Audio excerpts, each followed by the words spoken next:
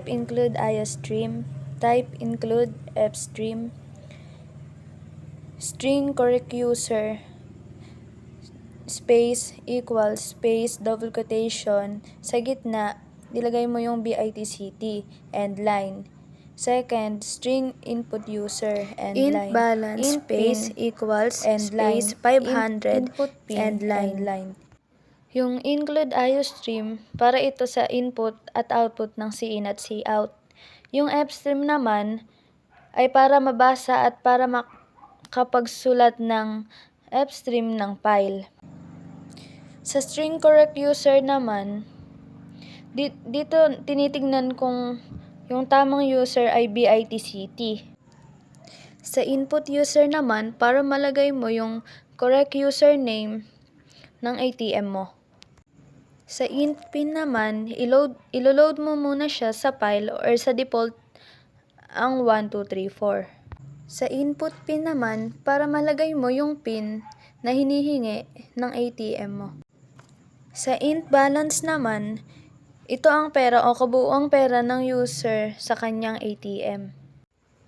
Dito naman sa part ng code na to, sinusubukang basahin ng pin file ng pin.txt kung may laman ang file. Gagamitin ng pin na nakasave.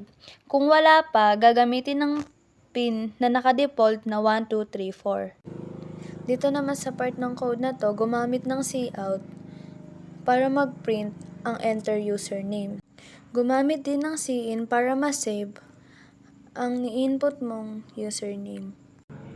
Ganon din sa enter pin. Gumamit ng cout para mag-print ang enter pin.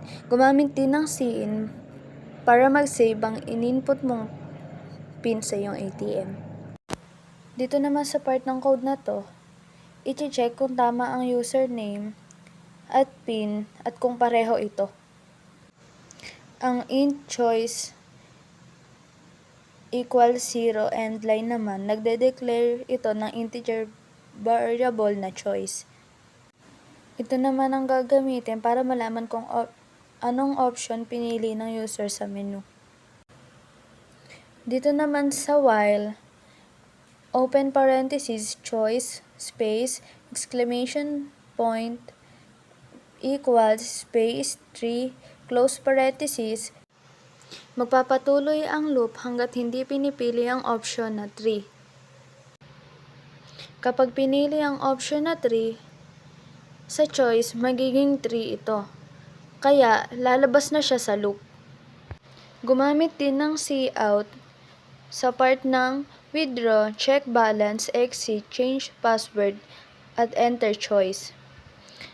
Ginagamit kasi ang cout para mag-display ng menu option sa screen. Gumamit din ng cin sa choice para hinahayaan ng user na mag-input ng number 1, 2, 3, or 4 at isi-save ito sa choice. Sa part na ito, humihingi ng amount na withdrawin ng ATM sa user. Chine-check kung kaya ba i-withdraw ang amount na hihingin mo. Kung kulang ang pera, ang lalabas dito ay insufficient balance. Kung sapat, ibinabawas sa balance at pinapakita ang bagong balance. Sa part ng code naman na ito, ginagamit ang else if, open parenthesis, choice, space, double equal, space 2, close parenthesis, para mag-display ng balance. Ginagamit naman ang else if, open parenthesis, choice, space, double equal, space 4, close parenthesis, para simulan ang proseso ng pag-change ng PIN. Hinihingi din muna ang current PIN ng ATM mo. Sa part ng code naman na to, hinihingi ng ATM bago ka magpalit ng new PIN mo, hinihingi muna ang current PIN ng iyong ATM. I-check muna ng system kung tama ang current PIN na inilagay mo. Kung tama, hihingi na ng ATM ang bagong PIN na iyong ilalagay at i-save ito sa file. Kung mali naman, ang current PIN na nilagay mo, ipapakita naman dito na wrong current PIN ang nilagay mo. Else if, open parenthesis, choice, space, double equal, space, 3, close parenthesis, ay para naman sa pagpili na exit. Sa pagpili mo ng exit, lalabas dito ang thank you, goodbye, nilagay mo sa cout. Naglagay din dito ng else, curly bracket, cout, double back arrow sa invalid choice.